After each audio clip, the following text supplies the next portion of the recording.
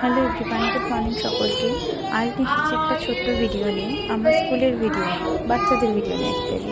তো যাই হোক, স্কুলে এই দিন চলছিল স্পোকেন ক্লাস, আর স্পোকেনে করানো হচ্ছিলো এই টাইমটা রাইমস। তো বাচ্চারা কেমনভাবে, প্রত্যেকটি বাচ্চা কতটা এনজয় করে স্কুলটা, স্কুল লাইফটা।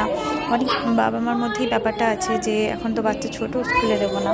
তো যখন মোটামুটি বাচ্চা একটুখানি মনে হচ্ছে যে একটু বেশ আর কি নিজের মতো করে কথা বলতে শিখছে বা নিজের ভাবটা প্রকাশ করতে পারছে, মনের ভাবটা, আমার মনে হয় তখন একবার স্কুলে দেওয়া উচিত।